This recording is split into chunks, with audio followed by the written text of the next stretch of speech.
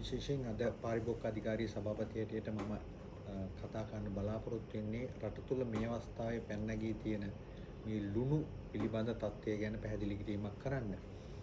ලුණු අත්‍යවශ්‍ය භාණ්ඩයක් වගේම මේ වෙනතුරු ලුණු සඳහා පාලන මිලක් නියම කළා නැහැ.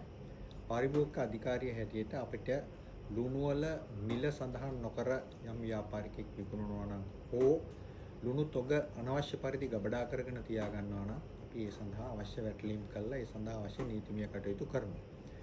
කෙසේ වුවත් මේ වෙනට රට තුළ ලුණු හිඟයක් පවතිනවා කියන එක මාධ්‍ය මගිනුත් අපිට එන තොරතුරු අනුවත් අපිට දැනගැනීමට ලැබිලා තියෙනවා.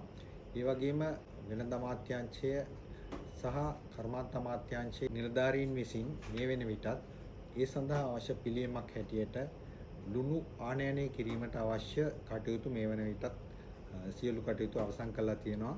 අපි අපේක්ෂා කරනවා මේ සතිය තුළ ලුණු ප්‍රමාණයක් යම් ප්‍රමාණයක් ලංකාවට ලැබෙයි. ඒ ලැබීමත් සමගම මේ රට පුර තියෙන ලුණු හිඟය මැඩ පැවැත්තේ. ඒ අනුව මම පාරිභෝගිකයන් හැටියට මහ ජනතාවගෙනුත් ඒ වගේම ව්‍යාපාරික මහතුන්ගෙනුත් ඉල්ලීමට කැමැති අනවශ්‍ය ලෙස ලුණු සඳහා ඉල්ලුමක් ඇති කරන්න එපා. ලුණු ආනයනය කරන්න රජය බලාපොරොත්තු වෙනවා. මේ සතිය තුළ මේ ලැබෙයි.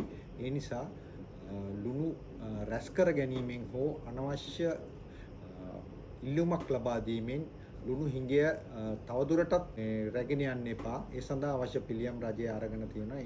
මේ වෙලාවේ අනවශ්‍ය තොග රැස් කිරීම පිළිබඳ අපිට තොරතුරු ලැබුණොත් ඒ සඳහා අවශ්‍ය උපරිම නීතිමය ක්‍රියාමාර්ග ගැනීමට අපි පසුබට වෙන්නේ නැහැ. ඒ නිසා මම කාරුණිකව ඉල්ලනවා අනවශ්‍ය විදිහට තොග රැස් කිරීමට පෙළඹෙන්න එපා.